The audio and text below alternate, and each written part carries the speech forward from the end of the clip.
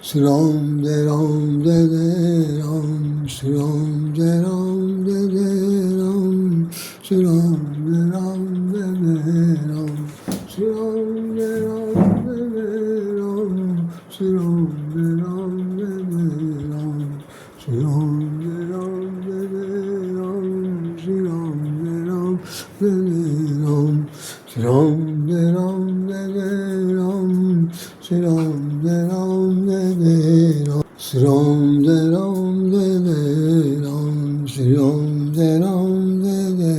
Shri Ram Jai Ram Jai Jai Ram, Shri Ram Jai Ram Jai Jai Ram, Shri Ram Jai Ram Jai Jai Ram, Shri Ram Jai Ram Jai Jai Ram, Shri Ram Jai Ram Jai Jai Ram, Shri Ram Jai Ram Jai Jai Ram, Shri Ram Jai Ram Jai Jai Ram, Shri Ram Jai Ram Jai Jai Ram।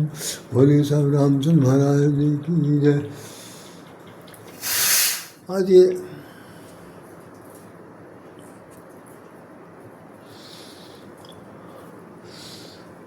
आज एक action paper में निकला है। वैसे तो बहुत दिन से निकल रहा, मैं समझता हूँ 2-2.5 महीना हो गया और ज़्यादा हो गया होगा कि नीट का जो पेपर यहाँ आउट हुआ था, जिसकी वजह से दोबारा फिर से टेस्ट पे गए, उसमें आंसर शीट को लेकर के हेरा फेरी हुई, तमाम सारे एक्शन हुए और उसके तमाम सारे बच्चों के अभिभावक भी इसमें इन्वॉल्व हुए, उन लोगों ने भी विरोध बताया।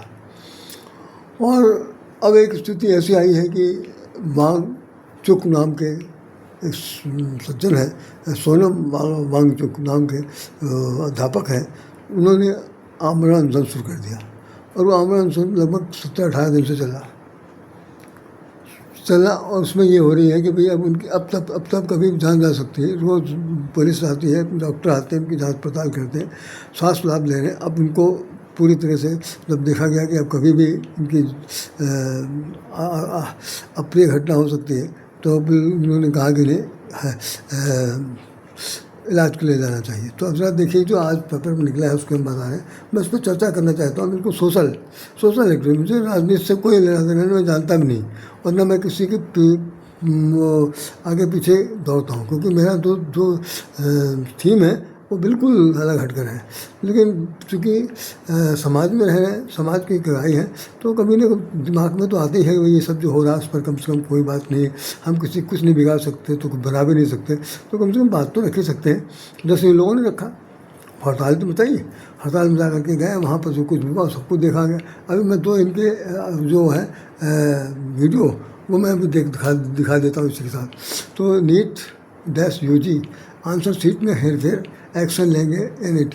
इसमें लिखा हुआ है, NIT का नाम पूरा दिया गया है कि नेशनल टेस्टिंग एजेंसी, इसका नाम है NIT, national testing agency, NTA, national testing agency. इसने कहा है कि ये एक्शन लिया जाएगा, गलती हुई है, जो जैसा भी हुआ, एग्ज़ाम कराने वाली एजेंसी ने कहा कि AI से की गई गड़बड़ी। अच्छा, किसने गड़बड़ी की इसके बारे में भी कोई खबर ज़्यादा नहीं दिख रही। जांच के बाद बदनाम करने के लिए झूठे आरोप की बात कही जा रही है। इस तरह के शुरू हुआ था ये विवाद कि पुणे के एक छात्र ने कहा कि भाई हमको 2 आंसर शीट मिली, एक 13 जुलाई को मिली, एक 16 जुलाई को मिली, और उसके अंदर जो कुछ भी लिखा हुआ है वो उसके साथ किस उत्तर से मैच नहीं करता। और उसमें जो अपना अनुमान लगाया था वो अर्जित करने वाले अंकों का, उसमें बहुत बड़ा फासला है। उसी तरह के दूसरे ने भी आरोप लगाया, लेकिन ये सब दक्षिण भारत के हैं, कोई भी उत्तर भारत का नहीं है। तो दक्षिण भारत में चूँकि हमारे यहाँ विपक्ष पार्टी का राज है, तो उन लोगों की तरफ से ये सब कुछ एजेंडा हो रहा। अब अभी जो दूसरा वाक्य देख लीजिए कि वांगचुक की पत्नी बोली कि संसद में उठेगा जब मुद्दा तो ये अनशन तोड़ेंगे, ऐसा इन्होंने कहा है। CJP को आज संसद मार्च की परमिशन नहीं मिली। पुलिस CJP मैंने वो कॉकरेज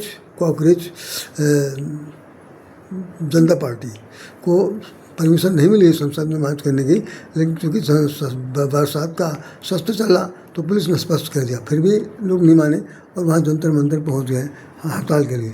सरकार का फैसला गलत नहीं है, ये हाईकोर्ट ने कह दिया। आप देख रहे हैं, हाईकोर्ट ने कह दिया कि सरकार का फैसला गलत बिल्कुल नहीं है।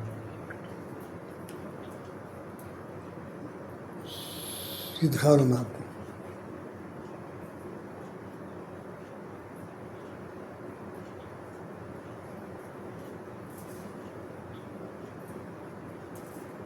सरकार का फैसला गलत नहीं है। जंतर मंतर पर संसद तथा पुख्ता इंतजाम किए गए, सभी विपक्षी दल एकजुट हो। मनीष सिसोदिया कह रहे हैं ये सब जेल काट के आए हुए हैं, आप पार्टी के हो। सफदरगंज में चलेगा सोनम वांगचुक का इलाज, हाईकोर्ट ने कह दिया। दिल्ली हाईकोर्ट ने सोनम को प्राइवेट अस्पताल में शिफ्ट करने से किया इनकार। ये कोर्ट कह रही है, अस्पताल में सोनम वांगचुक ने की संसद मार्च की अपील, और हमें हिंसा नहीं करनी है, हम इनके जी जैसे नहीं हैं। दीपके हैं, ये इस पार्टी के अध्यक्ष हैं। इनका नाम है अभिजीत दीपके। अब इनके बारे में सुनिए, अभी जो रिपोर्ट आई है उसकी देखिए, बताता हूँ मैं। स्कोर में अंतर का आरोप किया, ख्वाहिश नहीं बदलेगा रिजल्ट, ये सब आवाज़ कही जा रही है। आइए हम दो शब्द कहते हैं आप लोगों के सामने। एक घटना 2 महीने पहले की बात है, 2 महीना पहले, जुलाई की हो गई, जुलाई अगस्त, जुलाई और उसके बाद ये जुलाई तो चल ही रहा, जून या ये मई की बात होगी कि इसमें हाईकोर्ट में कोई सुनवाई हो रही थी। जब नीट का पेपर आउट हो गया था तो किसी जज ने उस वकील से कहा, जैसा कि उसने सफाई दी। मैं जज को भी नहीं जानता, मैं जज की कोई ज़्यादा ऐसा कोई नहीं, उनकी उसने कहा कि रोज़ क्या काकरोच टाइप के फाइलें निकाल के बाहर ला दो। अरे भाई कोई सही ढंग की फाइल लाओ जिस पर चर्चा की जाए, ऐसा कुछ होगा। तो उनका उद्देश्य फाइल को काकरोच कहा गया, ना कि पार्टी को काकरोच कहा गया। लेकिन उस काकरोच को लेकर के उन्होंने पार्टी बना लिया। बाद में फिर एक दूसरी भी पार्टी आ गई, इस पार्टी को मान्यता नहीं मिली, खारिज कर दी गई। लेकिन साहब इसको जीवंत रखने के लिए कांग्रेसियों ने, खास तौर से अपोजिट पार्टी के विपक्षी लोगों ने उसको कहा कि भाई इसको जीवंत रखें। उसमें एक लड़के ने इसमें अपना रोल अदा किया, वो अपने कंप्यूटर पर इस पार्टी को जीवंत रखते हुए आगे बढ़ाया। अब मंशा क्या उनकी, मंशा सुनिए। अब हम थोड़ी देर की जरा काकरोच के बारे में बात कर रहे हैं। देखिए काकरोच को सब दुनिया जानती है। थोड़ा आधार पर आइए, हम इस राजनीति से कोई लेना देना नहीं मेरा, ना मैं इस तरह की बात समझता हूँ। हुआ क्या, आप दिखाओगे काकरोच कहाँ होता?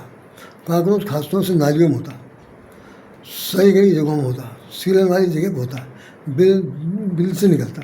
खासतौर से मैंने तो देखा कि वो खासतौर से वो लेटरिन बाथरूम के अंदर पाए जाते हैं, बाकी अन्यत्र भी पाए जाते हैं। बहुत ही वैसी किस्म का ये कीड़ा है और इसकी तादाद बहुत हद से ज़्यादा बढ़ते हैं, अंडे देता है। और गंदगी का वैसे नमूना है, इनको सकती। अब उसे काकरोच अगर किसी ने अपनी पार्टी का नाम ले लिया तो उसने इसको प्रेस्टूसू बनाया और ये शो करने की कोशिश की कि देखिए हम लोग पढ़े लिखे हैं, बुद्धिजीवी हैं, साक्षर हैं और अपनी उन्नति के लिए बराबर प्रतियोगी परीक्षाएँ दे रहे हैं। और हमको वर्तमान सरकार की जो संवैधानिक प्रणाली है वो मुझे काकरोच कह रही है। अब यहाँ पर देखिए कि कितनी कंट्रोवर्सी है कि भाई जो जज है वो ये कह रहा है कि मैंने फाइल के लिए कहा, मैंने किसी पार्टी विशेष को, किसी इंडिविजुअल आदमी को नहीं कहा। तो लेकिन अब उसकी बात को तो निकल गई, जैसे कमान से निकला हुआ तीर, जबान से निकली हुई बात। और डाली से हाथ छूटा हुआ, क्या कहते हैं उसको, बंदर के हाथ से अगर डाली छूट जाए तो ये तीनों का कोई भरोसा नहीं कि क्या होगा।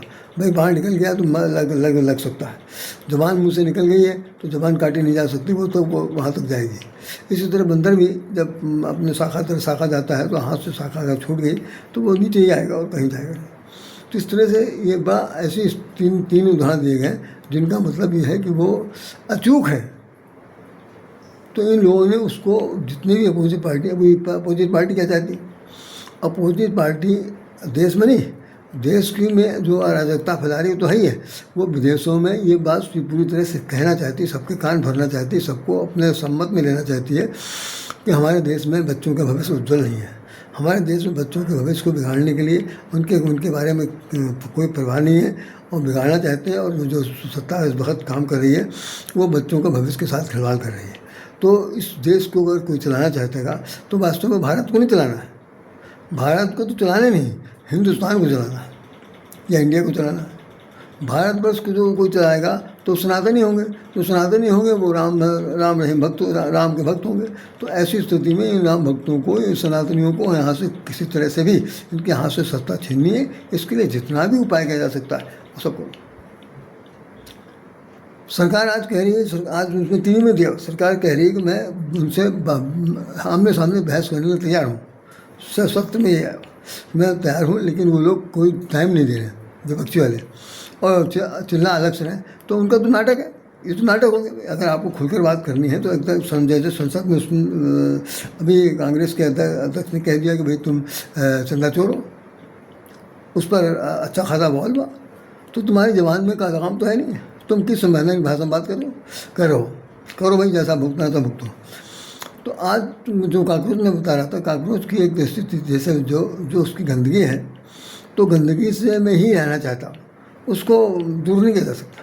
और भाई थी वो जनता पार्टी बन गई, तो जनता पार्टी के अंदर तो वो तो है नहीं स्टूडेंट। यदि होता काकरोच स्टूडेंट पार्टी, काकरोच प्रतियोगी पार्टी, काकरोच वो अखिल भारतीय ये काकरोच विद्यार्थी संघ है, पार्टी से बना देते हैं। तो ये मान लिया जाता है कि भाई ये केवल विद्यार्थियों के ही इर्द गिर्द घूमने वाली पार्टी है। लेकिन नहीं, पार्टी जो बनाई गई जनता पार्टी बनाई गई। एक बार मुझे याद है 87 में 77 में चुनाव हुए थे, जब इंदिरा गांधी की सरकार गिर गई थी, तो जनता पार्टी थी और कांग्रेस से युद्ध हुआ। तो जनता पार्टी तो एक बार आ चुकी है, अब जनता पार्टी के साथ काकरोच लग गया। तो काकरोच तो बहुत ही ख़राब किस्म की जीव है, कीड़ा मकोड़ा है। तो वो ये शो करना चाहते हैं कि हम स्टूडेंट को, भारत के जो प्रतियोगी स्टूडेंट हैं, जो अपना भविष्य बनाना चाहते हैं, डॉक्टर बनना चाहते हैं, इंजीनियर बनना चाहते हैं, अन्य शाखाओं में जाना चाहते हैं, उनको ये इस देश की सत्ता संभालने वाले जो राजनयिक हैं, उनके राज्य में संविधान का जो मुखिया है वो हमको काकरोच कह रहा। मतलब ये आरोप है। अब इस आरोप का कोई निदान तो है नहीं, सफाई दी जा चुकी है, जबान से जबान कट नहीं सकती, तो युद्ध होगा। तो इन्होंने आज सफदरगंज के पास वहाँ पर जंतर मंतर पर वो क्या प्रदर्शन किया, प्रदर्शन में लाठीचार्ज हुई। जरा साहब इसको भी सुनिए, मैं बताता हूँ, अभी इसके बाद मैं बातचीत करता हूँ। हाँ, मैं इससे पहले एक बात बता दूँ कि मेरे एक स्टूडेंट भी कह सकते हैं उसे, और वो हम इसके इंस्ट्रक्टर की तरह से हैं। वो मुझे सर कहती है, लड़की यहाँ पर यूट्यूबर है। तो जिस वक्त ये पहले दिन काकरोच निकला था, तो दूसरे दिन उसने एक यूट्यूब पर एक गाना पूरे स्टूडेंट के साथ गाया। तो जब गाया तो मुझे बहुत बुरा लगा।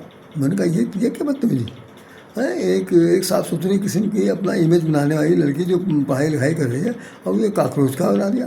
तो मैंने कहा आज उसका अगर फ़ोन आ गया, कोई इसका यूट्यूब में कुछ आया, तो मैं आज उसको डांटूंगा। खैर, डांटने पाटने का तो मौका नहीं मिला। दूसरे दिन उसने अपना वो यूट्यूब से हटा दिया जो गाना पाना था। तो मैंने कहा आप तो हटा दिया, हो सकता है उसने रियलाइज़ कर लिया हो तो बातचीत कराने। लेकिन मेरे मन में ये तब तक दूर तक नहीं मालूम था कि कोई पार्टी बन गई और राजनीतिक पार्टी बन गई। अब इस राजनीति में जो शामिल लोग होने वाले हैं वो सब वही हैं, विपक्ष के लोग हैं। उसमें बाल ठाकरे भी आ रहे हैं, जिनकी पार्टी भंग हो गई, जो हार चुके, अब उनके पास कम से कम आदमी रह गए। अब आपकी तो दशा देख ही चुके आप, पूरी जनता ने देख लिया। उसके बाद कांग्रेसियों की भी जैसी तैसी स्थिति चल रही, लेकिन वो लोग अभी भी सीना फुलाए हुए हैं। और उसके बाद सापा का तो कहने का, जो चंदा चोरी के सिलसिले में कहीं न कहीं पर उनका नाम आता है जाता है, जो भी हो रहा हो। तो ये राजनीति दांव पेच है, इसमें कोई ज़्यादा समझिए कि एक प्रकार का उन्हें स्थिरता लानी है कि देश किसी तरह से सही हालत में चले। अगर चल गया तो हमारे क्या होगा? इतने दिन की राजनीति कहाँ जाएगी? जिसने 70 साल 75 साल राज कर लिया है, उस आदमी को अखर रहा है। ये 10-15 साल में कहीं ऐसा ना हो जाए कि उसे हमारा जो मौका है, सन 47 आने वाला है, तो 47 तक तो इसको हिंदुस्तान को हमें कन्वर्ट कर देना है, मुस्लिम बना देना। और वो नहीं बन पाएंगे तो क्या होगा? अभी से छेड़छाड़ करके जो 22-23 साल बचे हैं, उसमें सब मटिया मेट कर दो। तो उनका एक लंबा प्रोग्राम करेंगे, निश्चित करेंगे। लेकिन इतना ज़रूर है कि अगर ये व्यवस्था ऐसी बनी रहेगी तो हम लोग तो जीवित नहीं रहेंगे भैया, बिल्कुल नहीं रहेंगे। समय आ गया मर जाएंगे, स्वतः मर जाएंगे, नहीं बीमारी से मर जाएंगे जैसे भोगों में। लेकिन पीढ़ियाँ आपकी भी हमारी भी, विपक्ष की भी इस पक्ष की भी, सब इस बात को सोच के ज़रूर हैरान होंगी कि इतनी बिना सिर पैर की बात को लेकर के इतना इशू बनाना, उस तरह से हुड़दंग, इतना ये देश के हितैषी, देश के कर्णधार हैं, देश के रक्षक हैं, देश के ये देश को चलाने वाले हैं। वाह भाई वाह, यही परिभाषा है सब कुछ। लीजिए एक मिनट आप वो सुनिए, जो वीडियो है, 2 वीडियो हैं जिनको मैं आपके सामने दिखा रहा हूँ। ठीक है नहीं, मुझे मालूम नहीं कोई अथेंटिक है, केवल वो सोशल मीडिया पर आए हुए उन्हीं को मैं कोट कर रहा हूँ कि उन्होंने जो माँ को देखा हाल है वो बता रहे हैं। ये उनकी स्थिति है, मैं उसमें दूर तक जानता नहीं, केवल मैं इसको इसमें साथ ला रहा हूँ। देखिए ये लड़की क्या कह रही है, आप गौर से देखिए।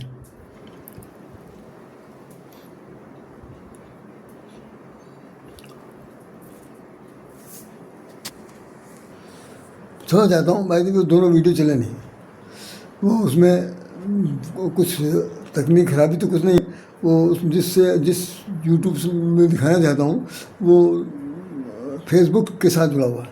अगर फेसबुक उस मोबाइल में डाउनलोड नहीं है, इसलिए वो आ नहीं पाया, तो इसके लिए हम समझ जाते हैं।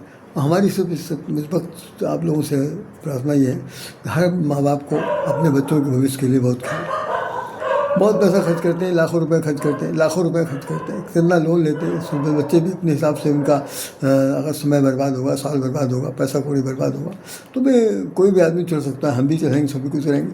और फिर जो लोग छोटे उम्र से लेकर के बड़ी उम्र तक पढ़ाई करते हैं, अच्छे से अच्छा एक मुकाम हासिल करना चाहते हैं, उन लोगों को अगर ऐसी तकलीफ हुई तो निश्चित रूप से उसका खामियाजा वो लोग तो भरेंगे नहीं, भरना तो नहीं चाहिए जो लोग इसके दोषी हैं। तो सरकार ये कह रही है हम आपसे बहस करने के तैयार हैं, हम आपके हर बात को मानेंगे। और यहाँ पर भी लिखा हुआ है कि नेशनल टेस्टिंग जो एजेंसी है उसने भी कह दिया कि हम इसकी पूरी तरह जांच कराएंगे और इसमें कोर्ट तक अगर जानी बात हुई तो कराया जाएगा। फिर इसमें विपक्ष वालों को क्या है, अब बता रहे हैं कि उसमें जो दोनों वीडियो थे उसके अंदर कह रहे थे कि जो इसके अंदर अभिजीत दीपके हैं, जिस वक्त वो लाठीचार्ज होने लगा पुलिस ने इनको धरपकड़ दौड़ाया, तो ये निकल के मंच कह रहा है, तो वो कह रही मंच में ऊंची हाँक रहे थे, सनातन के खिलाफ बोल रहे थे और सब कुछ कह रहे थे। तो ऐसी स्थिति में उनके बारे में कहते जैसे लाठीचार्ज शुरू हुआ तो तुरंत वो फांद करके वो जाके उसकी गाड़ी में बैठ गया।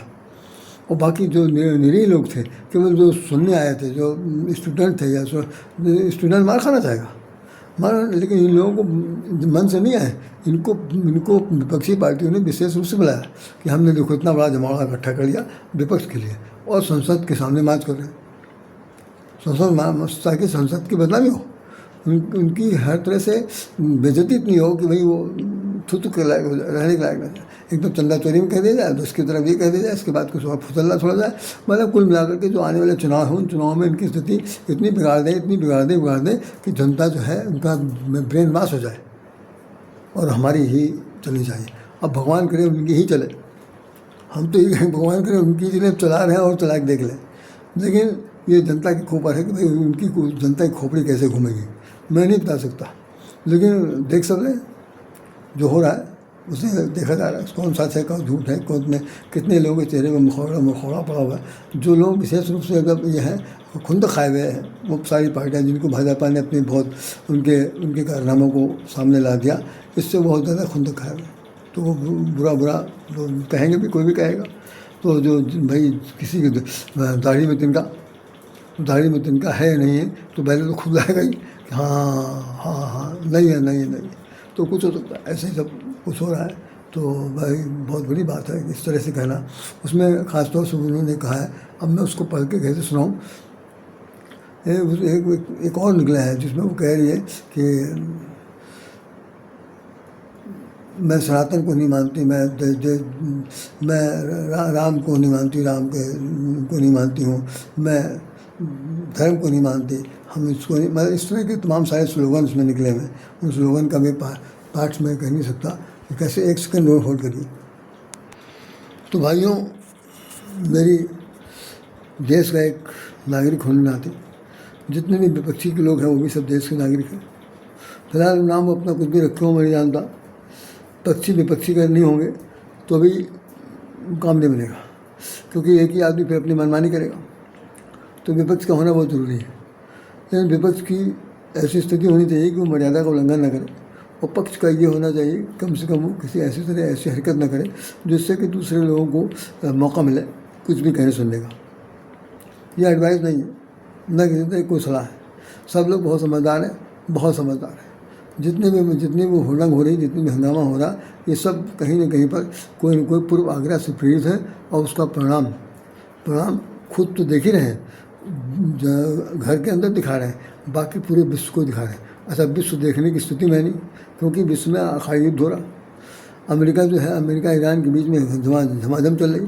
अब ऐसी स्थिति में जो और भी जो दोस्त देश होंगे वो केवल भारत के अंदर इतने नहीं घुसेंगे, लेकिन हम लोग जो हैं वो सरफरोबल करने में लगे हुए हैं। इसमें बच्चों का भविष्य विशेष रूप से जो उन्होंने अभी तक कहा है कि हम अपना वो आंसर शीट देखेंगे, आंसर शीट में जो जाँच में जाएगा तो दोषी को हम सज़ा देंगे, सब कुछ होगा, लेकिन सब्र तो करो। सब्र नहीं करना चाहते, प्रदर्शन कैसे होगा? जनता को सामने आना भी तो है।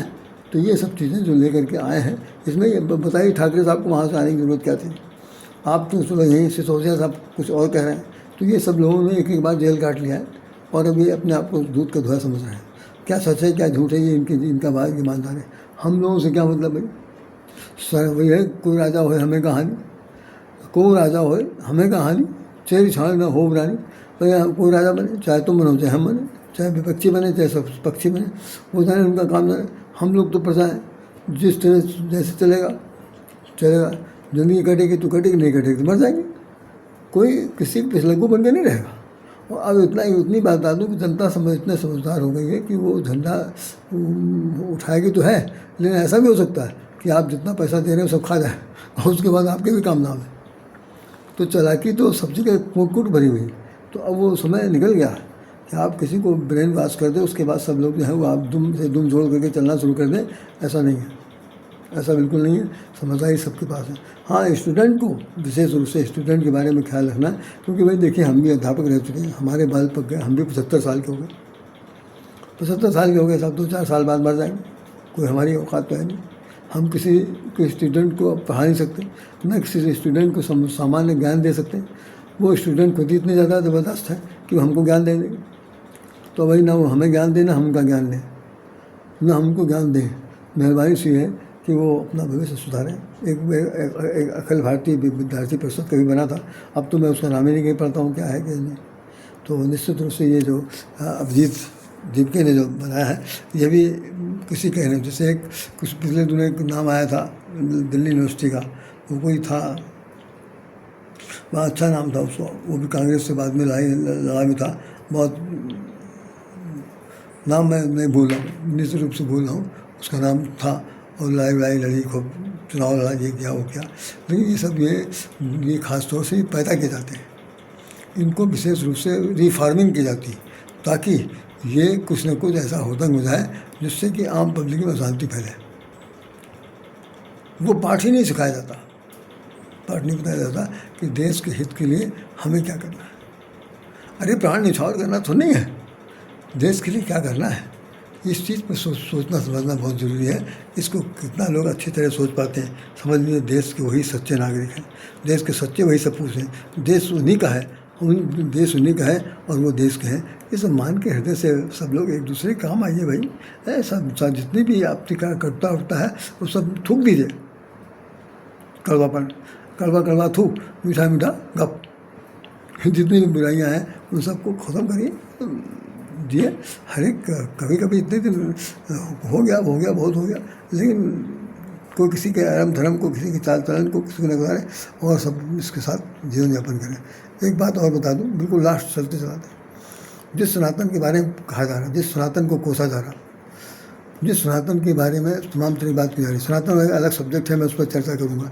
आज सिर्फ इतने बता दे रहा हूँ कि गीता में 27 जगह पर सनातन शब्द आया। गीता एक एथेंटिक धार्मिक पुस्तक है और वो विदेशों में 128 भाषाओं में चल रही है। बहुत से देशों में संसद जब संसद शुरू होता है तो वहाँ पर उसकी गीता के श्लोक पढ़े जाते हैं। भगवान ने स्वयं कहा है कि जिस वक्त संसार का निर्माण हुआ, जिस वक्त संसार का निर्माण हुआ वो सनातन धर्म के अंतर्गत हुआ। जो हमारे सूर्य चंद्र तारे हैं ये सब सनातनी हैं। उसी सनातन धर्म के अंतर्गत सूर्य से सूर्यवंश पैदा हुआ, उसी सनातन के द्वारा युद्धवंश पैदा हुआ। युद्धवंश में कृष्ण पैदा हुए और सूर्यवंश में भगवान राम पैदा हुए। तो ये आज का नहीं है वो खेल खिलौना जो कोई बह रहा। बाकी अगर कोई इसकी परिभाषा और भाषा कहता सुनता है तो वो निश्चित रूप से एक तो जानता नहीं है, अभी धोखा में रख रहा। सनातन का सात्विक शाब्दिक सा अर्थ है। आप भी न मानिएगा, और मानिएगा तो दिमाग खोल के मानिएगा। गीता को पढ़ लीजिएगा, हमारे कहने बिल्कुल मत जाइए, बिल्कुल डालने की जरूरत नहीं। गीता में 27 जगह पर नाम आया, और रामायण में सनातन धर्म का, सनातन शब्द का प्रयोग बहुत कम हुआ है। और रामायण में सिर्फ ये लिखा हुआ है कि पुरातन धर्म हमारा है, और वो उसे हिंदू धर्म भी कहा गया, आर्य धर्म भी कहा गया। तो ये रामायण में उतना ज़्यादा नहीं जितना ज़्यादा गीता में, क्योंकि गीता अभी द्वापर में आई है। रामायण का काल एक युग के साथ था, तो उसमें सनातन का तात्पर्य सिर्फ होता है जिसका सत्य से सना हुआ तन मन धन, सत्य से सना हुआ तन मन धन का नाम सनातन है। सत्य के पथ पर चलने वाले का नाम सनातन है। सत्य पथी बनने का नाम सनातन है। सत्य मार्गी बनकर बनाने का नाम सनातन है। सनातन का मतलब झंडा नहीं है। सनातन का मतलब वो गिरवा सिंदूरी वस्त्र धारण करके झूठ मूठ बकवास मारना वो नहीं है। सनातन ये सिखाता है कि हम कितने एक अपने देश के लिए, अपने समाज के लिए, अपने परिवार के लिए, अपने भाईचारे इकाई के लिए कैसे कैसे जीवन को इंसानियत के नाते लगा सकते हैं, तन से, मन से, कर्म से, मनसा वाचा कर्मों से कितना हम सत्यनिष्ठ हो सकते हैं, इसी का नाम सनातन है। सनातन कोई घोल के पिलाने वाली दवा नहीं है, न किसी का पैमाना है। अगर कोई लोग इसको गलत समझते हैं, गलत तरीके से इंटरप्रिटेशन करते हैं, तो हम समझते हैं भाई उनका साथ मत दीजिए और न उनके आस पास रहिए, और कोशिए बिल्कुल नहीं, कोशिए बिल्कुल नहीं। इसलिए कि ये आप जो भी मुँह से आवाज़ निकल रही है, जो भी मुँह से आवाज़ निकल रही है, ये कहीं न कहीं रीस्टोर हो रही है, और फिर उसके परिणाम जो कह रहा है वही भोगेगा, दूसरा कोई नहीं भोगेगा। अगर जैसे शोधन किया हुआ बीज खेत में डालेंगे तो संशोधित फसल निकलेगी। अगर गंदे बीज डालेंगे तो गलत फसल निकलेगी, सूख जाएगा, सड़ जाएगी। तो जो काकरोच पार्टी बनाई गई है, काकरोच पार्टी, अब भाई अब राजनीति की बात है, हम क्यों कहें, लेकिन काकरोच का असली मतलब तो ये होता है कि भाई वो कीड़े मकोड़े, नाली के कीड़े, गंदगी से भरे हुए कीड़े। लेकिन ये उसने क्यों एक्सेप्ट कर लिया, मुझे तो यही समझ में आ रहा है। इतना बड़ा ज्ञानी विज्ञानी होते हुए, इतने पढ़े लिखे होते हुए लोगों ने ऐसी जबान पकड़ ली। सिर्फ राजनीति की बात है और कुछ नहीं। अदरवाइज लड़कों को क्या पाई हुई कि भाई कौन साला क्या बोल के चला गया, कुछ नहीं। तो मेहरबानी से लड़कों को समझना है और समझदारी के साथ काम लेना है। भाई हम समझते हैं कि उनके भविष्य का खिलवाड़ न हो। हम सरकार से भी यही अपील करेंगे कि जहाँ तक बन पड़े भाई, जितना भी इनकी प्रति न्याय हो सकता है, जितना भी न्याय किया जा सकता है, उतना न्याय करने के लिए आप कमर कसिए और बच्चों के प्रति समर्पित हुई, क्योंकि बच्चों के कंधों पर ही देश का भार है, देश के भार है। हम सब लोग बुढ़े हो गए, अभी आँख मूंद लेंगे तो सब ऐसी कैसी हो जाएगी। तो मेहरबानी से जाने से पहले बच्चों के कंधे मजबूत कर दीजिए, ताकि वो देश का बोझ ढोएं और उनके अंदर सात्विकता का भाव आ जाए। लड़ाई, धार्मिकता, धर्म के नाम पर, ये इस तरह के नाम पर ये जो है, ये खींचातानी, ये रस्साकसी, ये बिल्कुल ठीक नहीं है। अरे जिस देश में रह रहे हैं उसी देश में रहकर कम से कम कुछ तो भाई सोचो। हम देश के हैं, देश हमारा। हम नाम नहीं लिया, न मैंने इंडिया कहा, न मैंने हिंदुस्तान कहा, न मैं भारत कहा। हमने सिर्फ कहा कि आप देश के नागरिक हैं, देश की बात कीजिए। बहुत बहुत शुभकामनाएँ, सादर नमन, हृदय से नमन, बारंबार नमन, और आभार प्रकट करता हूँ कि भैया भगवान ने सद्बुद्धि दी है, उसका उपयोग कीजिए। किसी की कुछ मत सुनिए, तो अपना बुद्धि विवेक से काम लीजिए। क्यों अंतिम वाक्य, बिल्कुल अंतिम वाक्य, हित अनहित पशु पक्षी जाना। हित अनहित पशु पक्षी जाना। पशु और पक्षी ये भी जानते हैं कि उनका हित किसमें है। अगर डाल पर बैठा हुआ पक्षी को मालूम है कि शिकारी गुलेल से अभी एक मारेगा कंकड़ी तो हम मर जाएंगे, तो वो बहुत ही चौकन्ना रह करके वो डाल बदलता रहता। हित है अनहित, अब कितना किस में हित है किस में अनहित है ये पशु पक्षी जानते हैं, चौपाए भी जानते हैं, समझे आप। तो कहना क्या चाहते हैं कि मानुष तन गुणधान निधाना। अरे आप मनुष्य की औलाद है, मनुष्य की संतान है, आप तो गुणों के निधान हैं, आपके अंदर तो सारा गुण भरा हुआ, आपके बराबर तो कोई बुद्धिमान है ही नहीं। सारे संसार के समस्त जीवों में सर्वश्रेष्ठ अगर कोई कृति है, भगवान जिसको आप भगवान मानते हैं, जिसको आप ईश्वर मानते हैं, जिसको आप ऑलमाइटी मानते हैं, उसने ये कहा है कि हमने ये सबसे सुपर फाइन ये कृति बनाई है शरीर मनुष्य का। उसके लिए देवता भी तरसते हैं, दुर्लभ, क्या नाम उसका, बड़े भाग मानुष तन पावा, सुर दुर्लभ सब ग्रंथिन का। बड़े मुश्किल से ये शरीर मिला है, देवता लोगों को भी इसकी तलाश है और ललचाते रहते हैं। ये बात वेद पुराणों में लिखी हुई है। तो मेहरबानी से ये शरीर बार बार नहीं मिलेगा। अब खूब लड़ाई लड़ लो, खूब मतलब हाथापाई कर लीजिए, खूब तू तड़ाक कर लीजिए, खूब ताल ठोक लीजिए, मरने के बाद कल्पना मत करिएगा कि दोबारा फिर ये शरीर मिलेगा। ये लिखा हुआ, जो आपने किया है उसका प्रतिफल, उसके प्रतिफल के आधार पर अकॉर्डिंग टू जैसे रूल ऑर्डर यहाँ पर लड़ाई हो जाती है दर्द पद्य दुनिया भर के, वहाँ नहीं चलेगी। वहाँ तो बाकायदा ऐसा सोटा चलेगा कि जो वो बना के भेजेगा वही बन के आना पड़ेगा। तो मेहरबानी से जो समय बचाए वर्तमान में जिए, वर्तमान को उज्ज्वल बनाएं, इसी से आपका भविष्य बनेगा, देश का भविष्य बनेगा, बच्चों का भविष्य बनेगा। बच्चे आपके हैं, आप उनके हैं। इतने ज़्यादा लाडले बच्चों के साथ किसी प्रकार का कोई अगर खिलवाड़ करता है तो हाँ आप आवाज़ उठाइए, लेकिन सलीके से, सभ्यता से, ज़्यादा उत्पात से ठीक नहीं। बस इन्हीं शब्दों के साथ राधे श्याम राधे हृदय से नमन करता है, आपको बारंबार प्रणाम करता है। मेरी तरफ से कोई त्रुटि हुई हो समझाने में नहीं, अपनी बात को वैचारिक मत के साथ रखने के लिए, क्योंकि मैं आपको फिर से बता दे रहा हूँ कि मेरा किसी से कोई ताल्लुकात नहीं। हम एक भक्त कवि हैं, भक्ति गीत लिखते हैं। हमसे क्या मतलब, सारा राजनीति क्या होती है। राजनीति के बारे में तो हमने पढ़ी है, राजनीति के बारे में हमने पढ़ा है कि राजनीति उसे कहते हैं जिसके अंदर छल और छंद की गंध आती। हमारे कवि महाकवि जयशंकर प्रसाद ने लिखा, नाटक है उनका, दशाश्वमेध नाटक है, उसके अंदर लिखा हुआ है कि जिसके अंदर छल और छंद की गंध आती है उसी को राजनीति कहते हैं। राज्य में वह नीति जो प्रजा से छिपा कर की जाती है उसका नाम राजनीति है। राज मैंने क्या, कोई बहुत बड़ा राज है, मैंने कोई गुप्ता है, कोई गुप्त बात है। तो सत्ताधारी लोग जो चीज़ छिपा करके अपना काम करते हैं उसमें राजनीति में गंध दुर्गंध आती है। तो इसकी छल की और गंध, छल और छंद की, छंद उसे कहते हैं जिसमें कपट और ये जल काटने वाला छिद्रान्वेषण।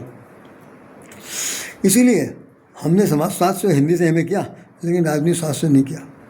हमने राजनीति में जब छल छंद है तो वही छल छंद क्या करेंगे हम लेके, जहाँ जाएंगे वहाँ पर गंध आएगी। तो हमने नहीं लिया, पढ़े नहीं, हम जानते भी नहीं, तो मैं क्यों भाई इसके बारे में पंगा मारूं। तो मैंने तो बहुत ही धार्मिकता के आधार पर, सत्यनिष्ठा के आधार पर, एक भारतीयता के आधार पर आपसे निवेदन किया है। मानो तो ठीक है, न मानो तो कूड़म डाल दो। जय श्री राम, जय श्री कृष्ण, जय श्री राधे, जय भगवान। और आप लोगों की जय जयकार, देश की जय जयकार, ये भी बहुत बताना भूल गए। जय श्री राम।